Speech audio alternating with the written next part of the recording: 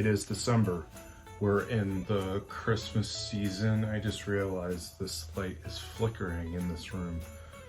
I don't know if it's coming through on camera, but at least it is coming through for me.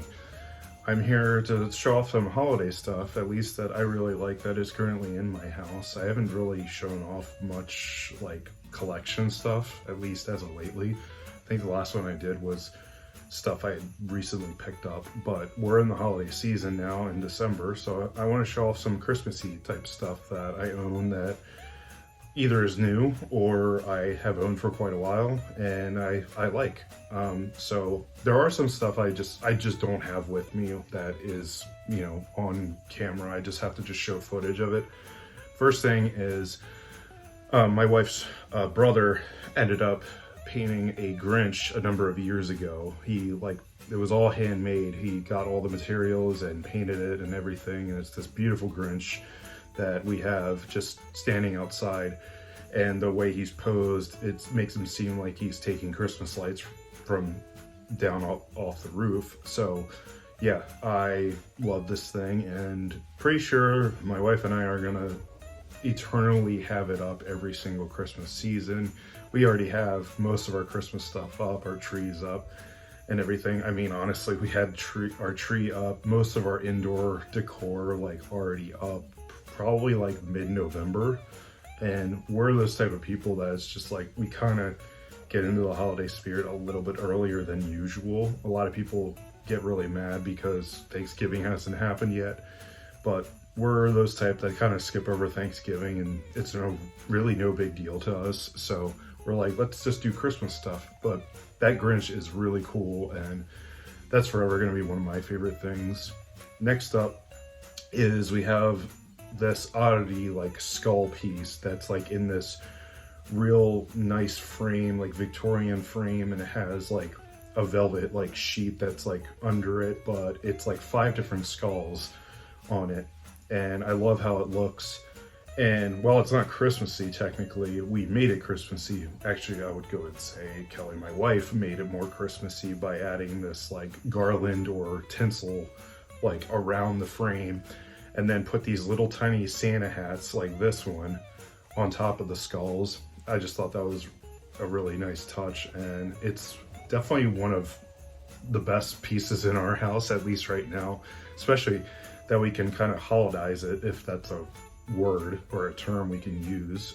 But yeah, just to give it like a holiday, you know, theme to it. And so there's 5 different types of skulls on there that are animal skulls. There was one skull that was, believe it or not, eaten by one of our dogs, because I don't even know how it happened. I think maybe we just took the piece and had it sitting on our table. But our dog really has the tendency to want to jump up on the chairs and kind of get on the table and see what's there. And sometimes, you know, we're human beings, we kind of forget that something is there that, you know, and when you think like muskrat skull or, you know, coyote skull, raccoon skull, you wouldn't think that like, oh, my dog is totally going to eat this one tiny skull of an animal. And she did. And I'm shocked because I'm pretty sure I did not see it come out of her when she went to go poop. But yeah, I mean, she's a really stupid dog sometimes. It's still something cool and something we like to show off, and especially putting little Santa hats on it is really funny. But there's that. Next up is, if you are a 90s kid, like myself, most people remember Taco Bell as having an official mascot, and that was the Taco Bell dog, the little Chihuahua. And so growing up, they had these little collectible figures. I did have just a regular one of the Taco Bell dog. I don't know what ended up happening to it. Yeah, it's probably somewhere in my basement. If not, I remember my parents had it last, and then I don't know what happened. But I do have the Christmas version of it still, and that is, you know, the Taco Bell dog with the little Santa hat on. And this actually, knocking things over, this actually used to, if you hear that click, it actually used to say Feliz Navidad, amigos, because the Taco Bell dog, the famous phrase was Yo quiero Taco Bell, and even says it right on his collar. But this no longer makes the noise, but I will say this was from, I want to say this was from the late 90s. It has a tag, so it might be on it. It says 1997, but yeah, it used to say Feliz Navidad Amigos, and honestly, this little like voice thing, it lasted a really long time. I want to say it was maybe only a year or so ago that it stopped finally making noise. So battery lasted a long time because I wasn't just constantly walking around going like this. And I mean, you see me doing it now, but I mean, that's besides the point. But yeah, I love this thing and I'm gonna hold on to it as long as I can. But I mean, unfortunately, I can't really replace the battery because, I mean, they've definitely put the battery in this thing and sewed it up. There's like nowhere that you can like unzip the thing. And unless I want to cut into it and then, you know, sew it up again, which I, you know, don't really want to do that. But yeah, I love this thing. It's always just, you know, on display every single December. So, but yeah, a little nostalgia there for the 90s kids. Next up, I guess I'll show a newer thing that I have gotten. But as an early Christmas present, my wife, Kelly, got me, this year, unfortunately, we had the passing of Bray Wyatt. His real name is Wyndham Rotunda. He was a wrestler, and he had a number of different gimmicks, but he was pretty much known as like kind of the horror guy in professional wrestling. And he had a famous character known as The Fiend, which has like a very famous face. And so as a present, she decided to get me a Christmas version of The Fiend with the Santa hat on it. And I thought that was super cool. And I know the pop vinyl figures are super popular everywhere. I mean, I've never been super crazy about it, but usually if it's something that I'm really into or really passionate about, I can really, you know, enjoy the pop vinyl figures. And the fact that she got this and, you know, it glows in the dark, super cool. And yeah, especially with, you know, the passing of Bray Wyatt this year, you know, at the age of 36 was really tough. That was like one celebrity death that really impacted me. But, you know, I've kind of unintentionally started a Fiend collection. I mean, I have like a Fiend action figure. I have a, you know, Fiend plaque of, I showed off in another video of, you know, John Cena facing The Fiend at the Firefly Funhouse match from WrestleMania 36.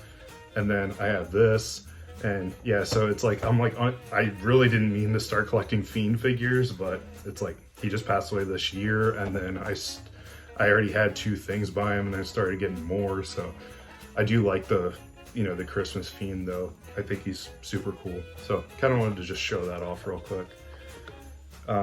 Another, well, thing that's a year old, I don't have with me, it is on the tree, but my wife and I have a huge love of Jonathan Frakes, the actor who plays Commander Riker from Star Trek: The Next Generation. And we mostly have love for him from this show called Beyond Belief, Fact or Fiction. And it's just about these stories that are presented on the TV show. And then at the end, you're kind of deciding whether this was a story that was based on a real thing that happened or it's a total work of fiction. And you can find memes of this guy everywhere, but you know, Jonathan Frakes is just so charming. And then we went to this like old toy shop and found a Jonathan Frakes ornament. And I was like, all right, we have to just get this. It was only like $5, so we got it. It's on our tree now, and I feel like it's really completed the tree, I must say. So I'm stoked about that. That's only a year old, but actually it might be even less than a year old. I think we had gotten it when it wasn't even close to Christmas time. So, I mean, but I just saw it. I was like, let's get this. And yeah, I'm Jonathan Frakes. So next up, another little new thing is, of course, my wife gets this for me because I don't ever buy anything for myself. At least it seems like I never buy anything for myself. But I'm a big fan of the story A Christmas Carol by Charles Dickens, and you know, there's been endless amounts of, you know, adaptations of it. I actually watched the FX did like a 3-hour special of an adaptation on A Christmas Carol, and it was like a much darker take on it. And I think I posted it to the Love That's Instagram, but I pretty much said it was like, there was like moments of it that were like really brilliant, but there was a lot of moments that are like, it didn't need to be as dark as it did. And it earns its TVMA rating for good reason, because it's some pretty dark subject matter at times. So, but anyways, I'm getting off track here, but the reason I'm saying that is because my wife ended up getting me, the Ghost of Christmas Past, as an ornament, and it's like a little plush thing. So, but it's got Scrooge holding a tombstone. I thought that was kind of cool. I mean, she says this is the Ghost of Christmas Past, but it might honestly be the Ghost of Christmas Future, because most of the time it's portrayed as like a Grim Reaper type character. So I'm guessing it's the Ghost of Christmas Future, but she said it was the Ghost of Christmas Past, but I'll let you all out there decide. Also, it's still got this on it, so it looks kind of funny, but I thought that was kind of cool. I thought, that brings up our scary, type Christmas tree out a little better. So, yeah. And so this thing that's been staring at you all for, the last like 10 minutes, now this was an old Frankenstein's Monster Nutcracker. We ended up finding this, I think, at some antique shop a couple years ago. And believe it or not, this Santa hat that's on him, it seems like it's supposed to be a part of him. It's actually not. And, whenever I look at this thing without the Santa hat on it, I feel like it's kind of missing something. And the Santa hat, I think, is a perfect addition to this, Frankenstein's Monsters, Nutcracker. So, yeah, I love this thing, though. We've had this for quite a while. I like that it has a jack-o'-lantern, at the bottom there. But, yeah, this is a great piece that we always have. I mean, even around, Halloween season, we'll just have this sitting around, and just sitting on a shelf collecting dust. But, yeah. That's a really cool thing. And two more things. So I also posted this to the Love That's Instagram account. But believe it or not, in 1994, there was a Tales from the Crypt holiday album called We Wish You a Scary Little Christmas.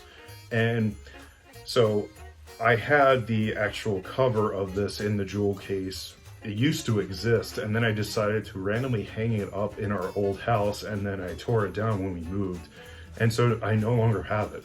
So I can't show that off. I can at least post like a thumbnail type picture like right here of it. But yeah, it is the Tales from the Crypt Christmas album.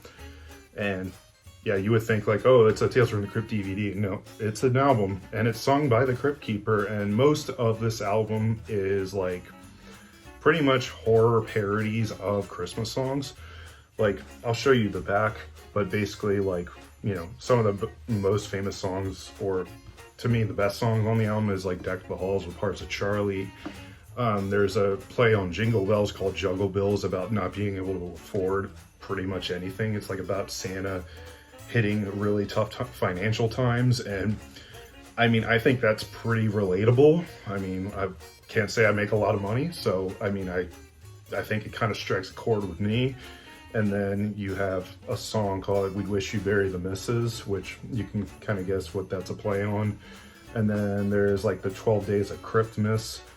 And I mean, I normally hate that song because I think it's the most repetitive, most boring type song ever.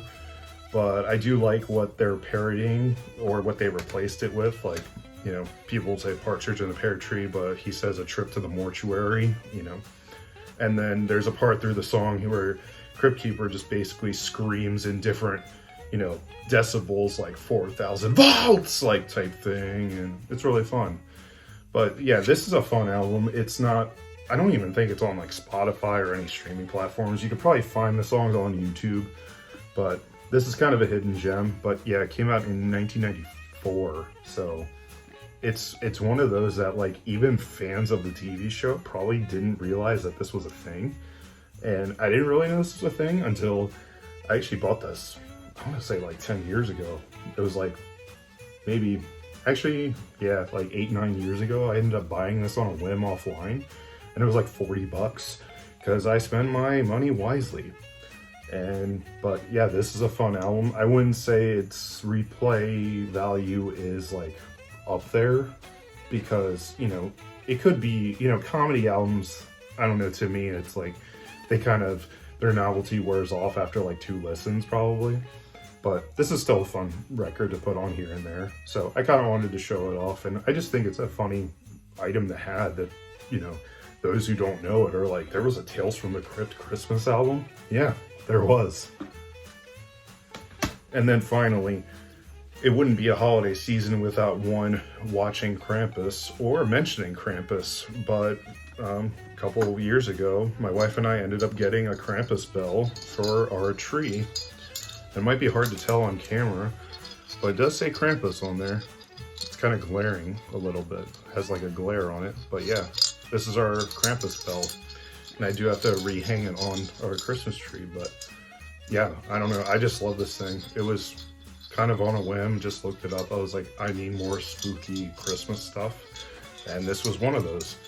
And to those who haven't seen the movie Krampus, it's a great holiday movie to check out. I think it's like, if you like Gremlins, you should probably love Krampus. And it's not like, it's PG-13 horror, so it's like, you know, it's not going to get gory or anything. It goes more for scares and, you know, suspense. So to those who don't like blood every 5 seconds, you might like it.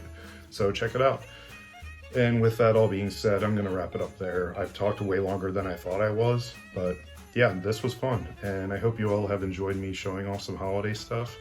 I'm sure everyone has, you know, creepy holiday stuff that they'd love to show off, but I hope you have enjoyed at least my little collection. So I want to thank you all very much for watching and listening to me ramble, and I will see you in a future video.